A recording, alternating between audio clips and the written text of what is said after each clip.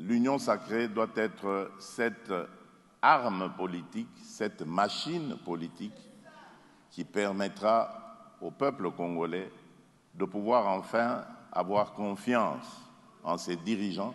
La date du 30 août 2025 restera jamais gravée dans la mémoire collective en République démocratique du Congo, date historique pour l'Union sacrée de la nation qui a tenu son deuxième congrès extraordinaire en présence de la haute autorité politique et président de la République Félix-Antoine Tshisekedi Tshilombo. Excellence, Monsieur le Président de la République, chef de l'État et haute autorité politique de l'Union sacrée de la nation, que vous puissiez bien me permettre de m'acquitter d'un devoir tout aussi agréable qu'impérieux. Ce devoir est d'abord un devoir de gratitude. Un devoir de gratitude parce qu'il avait plu à votre auguste personne de me confier la lourde mission, la lourde et délicate mission de secrétaire permanent de votre plateforme politique, l'Union sacrée de la nation.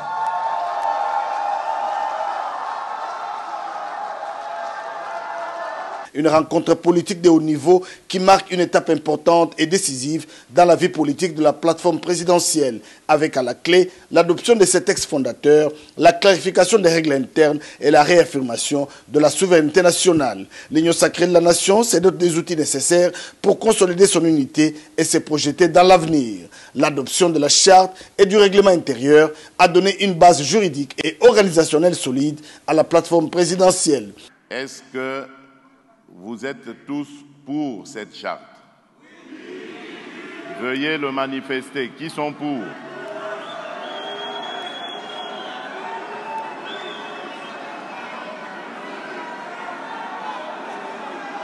Deux instruments puissants qui encadrent désormais la vie de l'Union sacrée de la nation. La charte fixe les conditions d'adhésion et définit les valeurs cardinales de l'Union sacrée de la nation, parmi lesquelles la loyauté à l'égard du président de la République et haute autorité politique de l'Union sacrée de la nation, la discipline collective et la défense de l'intégrité territoriale. Tandis que le règlement intérieur détaille le fonctionnement du secrétariat permanent, organe exécutif chargé de la mise en œuvre des décisions politiques et encadre l'accès au présidium. Il y a un nombre d'engagements auxquels les membres de l'Union sacrée de la nation ont tous souscrit.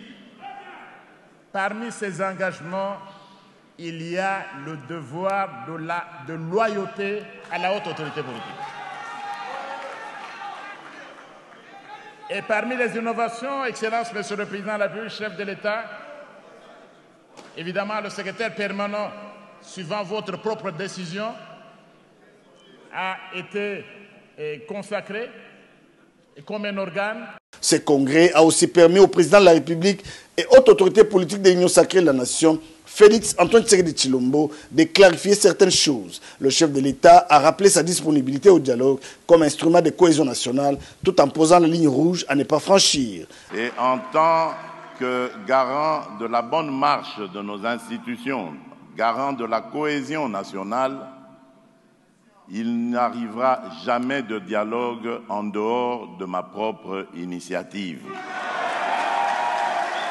Un rappel qui traduit bien sa volonté de lier la stabilité politique interne aux enjeux sécuritaires et diplomatiques de la République démocratique du Congo. En scellant son deuxième congrès extraordinaire par des décisions structurantes et souverainistes, l'Union sacrée de la nation affirme sa volonté de devenir une force politique pérenne et une machine politique puissante en République démocratique du Congo.